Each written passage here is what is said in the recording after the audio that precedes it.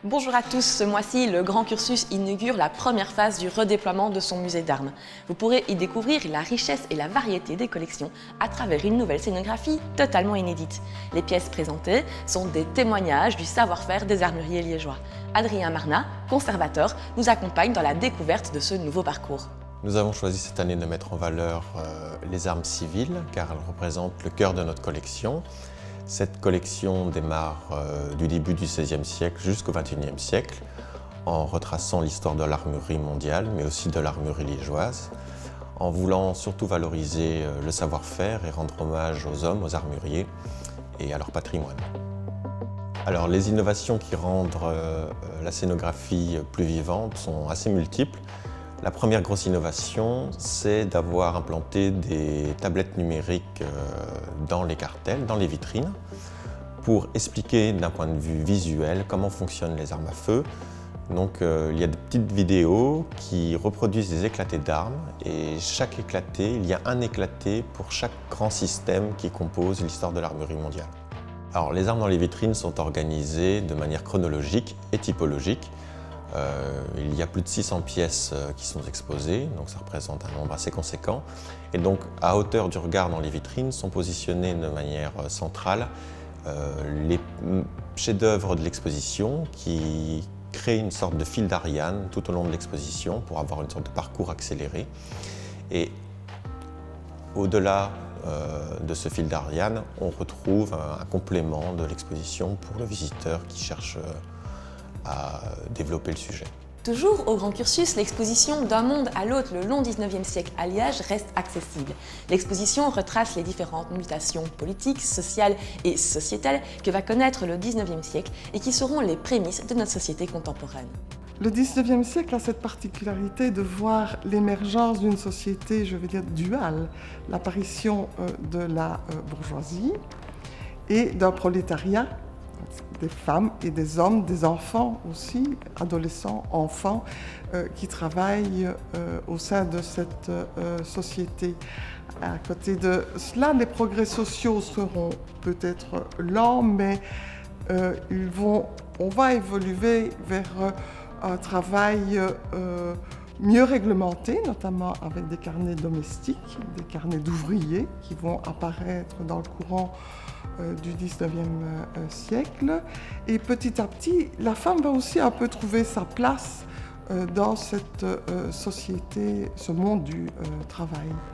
C'est un travail qui sera de plus en plus réglementé, mais il faudra attendre bien évidemment le XXe siècle et l'émergence du Parti socialiste aussi pour voir une évolution sensible dans ce domaine.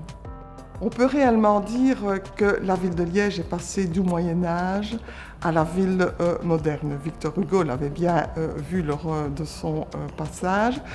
On a commencé à assainir les rues de Liège.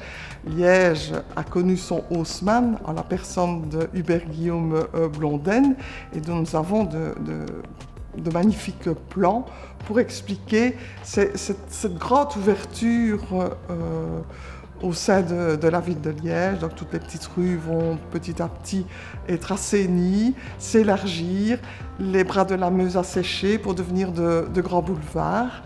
Et la Meuse aussi va subir de profondes transformations au niveau des dérivations, ce qui va amener à un mouvement de communication au sein de la ville. Alors, si je dois résumer l'exposition, eh bien, je vous montrerai cette belle galerie de portraits qui se trouve derrière moi et dans laquelle on retrouve les bustes de nombreuses personnalités, mais elles sont toutes représentatives d'un domaine. Les arts plastiques, la musique, la politique, l'économie, tous sont ici représentés. Ce n'est pas vraiment étonnant, puisque à cette époque, les sculpteurs avaient énormément de travail. Et donc voici le résultat, mais qui est bien représentatif d'une société en profonde mutation.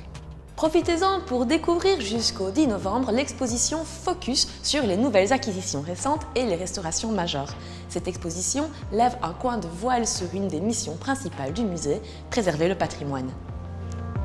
À la Beauvry, c'est l'exposition Reciprocity Design qui prend ses quartiers jusqu'au 25 novembre. Cette triennale du design présente 2 expositions à la Beauvry. Fragilitas montre comment le design peut transformer des défis en opportunités. Ainsi, par sa créativité et sa démarche, le design va transformer des faiblesses en force pour améliorer les objets et services de notre quotidien. L'exposition Handle with Care présente 70 objets de notre quotidien qui ont été repensés pour pallier à une fragilité ou un handicap. Dans le cadre de la triennale, le Ciné-Musée présentera le film de Célia Bertrand, Tout feu, tout flamme. Ce film de 2017 présente Monsieur Brasse, ferronnier d'art, qui a travaillé avec les plus grands noms du monde artistique.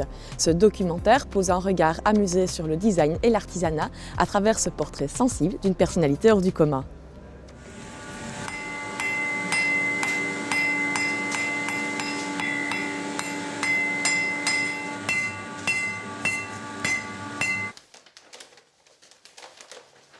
Je vais mettre le plan ici, dans mon petit coin, je vais le regarder tous les jours, puis un beau jour, hop, la petite étincelle, le déclic, ça y est, c'est parti, et là, c'est merveilleux.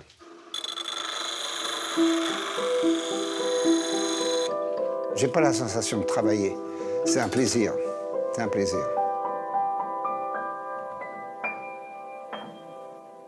Enfin, le samedi 6 octobre de 18 à 22 h, le Grand Cursus, le musée d'Ansembourg et le Mouloum seront accessibles gratuitement.